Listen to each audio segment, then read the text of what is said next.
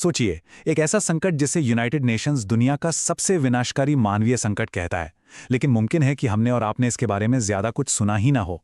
ये सूडान की कहानी है। एक ऐसा देश जिसे दुनिया ने जैसे भुला ही दिया है और जो एक भयानक युद्ध की आग में जल रहा है। 5 लाख, ये वो अनुमानित संख्या है उन लोगों की जो इस युद्ध में मारे जा चुके हैं। और ये मौतें सिर्फ गोलियों से नहीं हुई हैं। ये आंकड़ा भुखमरी, बीमारी और दुनिया की उस अनदेखी को दिखाता है जिसने अपनी आंखें बंद कर ली हैं। 25 मिलियन। जानते हैं ये कितना है? ये ऑस्ट्रेलिया की पूरी आबादी के बराबर है। इतने लोग आज सूडान में गंभीर भुखमरी का सामना कर रहे हैं। ये कोई दूर का आंकड़ा नहीं है। ये उन लाखों लोगों की रोज की हकीकत है जो बस जिंदा रहने के लिए जूझ रहे हैं। सूडान के बारे में जागरूकता बढ़ाने की कोशिश करना एक खालीपन में बात करने जैसा है। ये बात सोशल मीडिया पर किसी ने लिखी है और ये दर्द, ये हताशा उन लाखों लोगों की है जो चीख चीख कर दुनिया का ध्यान अपनी तरफ खींचना चाहते हैं। तो सवाल यही है कि आखिर दुनिया का ध्यान इस तरफ क्यों नहीं है और ये संकट इतना भयानक हो कैसे गया? चलिए इसी को समझते हैं। तो सूडान एक ऐसा देश जहां कुछ ही साल पहले एक नई सुबह की उम्मीद जगी थी, वो इस तबाही में डूबा कैसे? मतलब एक क्रांति से लेकर युद्ध तक का ये सफर आखिर तय कैसे हुआ? कहानी शुरू होती है 2019 में। सूडान के युवाओं ने एक क्रांति की और सालों से राज कर रहे तानाशाह उमर अल बशीर को सत्ता से हटा दिया। एक उम्मीद जगी कि अब लोकतंत्र आएगा। लेकिन 2021 में सेना ने चुनी हुई नागरिक सरकार का तख्ता पलट कर दिया। इसके बाद देश के 2 सबसे ताकतवर जनरल अब्देल फताह अल बुरहान और मोहम्मद हमदान दगालो एक दूसरे के खिलाफ हो गए और फिर 15 अप्रैल 2023 को सत्ता की ये लड़ाई एक भयानक युद्ध में बदल गई, जिसने पूरे देश को अपनी चपेट में ले लिया। लेकिन ये कहानी सिर्फ 2 जनरलों की आपसी सत्ता की लड़ाई से कहीं ज्यादा पेचीदा है। जो सतह पर दिख रहा है, उसके नीचे एक बिल्कुल अलग तरह का युद्ध चल रहा है। एक ऐसा युद्ध जो सिर्फ सूडान के अंदर नहीं लड़ा जा रहा। एक्सपर्ट्स इसे सिर्फ एक गृह युद्ध या सिविल वॉर नहीं मानते, वो इसे कहते हैं प्रॉक्सी वॉर। प्रॉक्सी वॉर का मतलब, इसका सीधा सा मतलब है कि दूसरे देश सूडान को एक शतरंज की बिसात की तरह इस्तेमाल कर रहे हैं और अपने फायदे के लिए, अपने हितों के लिए इस आग को और हवा दे रहे हैं। तो सवाल उठता है कि इन बाहरी ताकतों को सूडान में इतनी दिलचस्पी क्यों है? इसका जवाब सूडान की जमीन में छुपा है। सोना, तेल और गम अरेबिक, ये एक ऐसी चीज है जो कोका कोला से लेकर अनगिनत प्रोडक्ट्स में इस्तेमाल होती है। और सिर्फ इतना ही नहीं, रेड सी पर सूडान की जो स्ट्रेटेजिक लोकेशन है वो इसे दुनिया की बड़ी ताकतों के लिए एक बहुत बड़ा प्राइज बना देती है। और एमनेस्टी इंटरनेशनल की रिपोर्ट्स बताती हैं कि कैसे दुनिया भर से हथियार इस आग को और भड़का रहे हैं।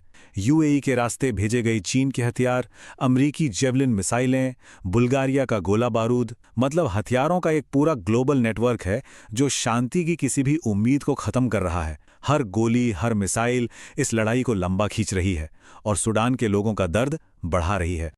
एक सूडानी अमेरिकन एक्टिविस्ट हैं बाया, उनकी एक बात इस पूरी सिचुएशन को बयां कर देती है। वो कहती हैं, हमारे खून की कीमत तभी होती है जब इसे तेल में बदल दिया जाता है। ये लाइनें इस जियोपॉलिटिकल खेल की उस दिल दहला देने वाली सच्चाई को दिखाती हैं जहां इंसानी जानों की कीमत रिसोर्सेज के सामने कुछ भी नहीं है।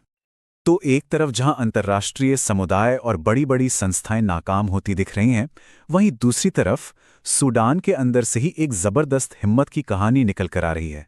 और ये कहानी है वहां के नौजवानों की। जमीन पर जो लोग काम कर रहे हैं, उनका साफ कहना है, दुनिया की बड़ी बड़ी एड एजेंसीज फेल हो चुकी हैं। ब्यूरोक्रेटिक रेड टेप, असुरक्षा और फंड्स की कमी की वजह से मदद उन तक पहुंच ही नहीं पाई जिन्हें इसकी सबसे ज्यादा जरूरत थी। और इसी खालीपन ने एक असाधारण आंदोलन को जन्म दिया है। तो इस खालीपन को भरा किसने? सूडान के युवाओं ने। उन्होंने खुद मोर्चा संभाला और बनाए इमरजेंसी रिस्पांस रूम्स, यानी ERS। ये जमीनी स्तर पर बने नेटवर्क्स हैं। ये वो लाइफलाइन है जो वहां काम कर रही हैं जहां बड़ी बड़ी संस्थाएं भी पहुंचने में नाकाम रही हैं। ये नौजवान स्वयंसेवक लोगों को युद्ध क्षेत्रों से सुरक्षित निकाल रहे हैं, कम्युनिटी किचन चला रहे हैं ताकि कोई भूखा ना सोए, दवाइयां और जरूरी सामान बांट रहे हैं। मतलब पूरे पूरे मोहल्ले का सहारा बने हुए हैं ये लोग। ये कोई और नहीं बल्कि स्टूडेंट्स हैं, आर्टिस्ट हैं, आम नागरिक हैं जिन्होंने अपने सपनों को किनारे रखकर अपने लोगों को बचाने का बीड़ा उठाया है। तो ये तो हुई जमीनी हकीकत। अब बात करते हैं उस कीमत की जो दुनिया के इस चुप्पी की वजह से सूडान चुका रहा है। अगर दुनिया ने इसी तरह मुंह फेरे रखा तो दांव पर आखिर लगा क्या है? ये चार्ट सिर्फ कुछ लाइनें नहीं हैं, ये एक टूटा हुआ वादा है। जितनी मदद की जरूरत है, मई 2025 तक उसका सिर्फ 10% ही मिला है।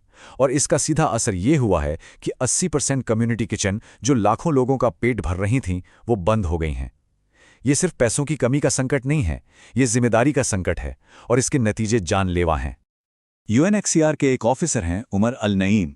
वो 13 साल के एक लड़के से अपनी मुलाकात को याद करते हैं।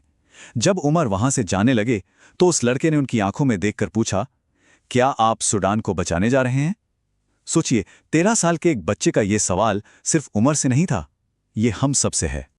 तो बात यह है कि सूडान को सिर्फ भुलाया नहीं जा रहा, उसे जानबूझकर नजरअंदाज किया जा रहा है। सवाल बस एक है, क्या दुनिया सूडान को यूं ही इतिहास के पन्नों से गायब हो जाने देगी? इस सवाल का जवाब हमारी चुप्पी या हमारी आवाज में लिखा जाएगा।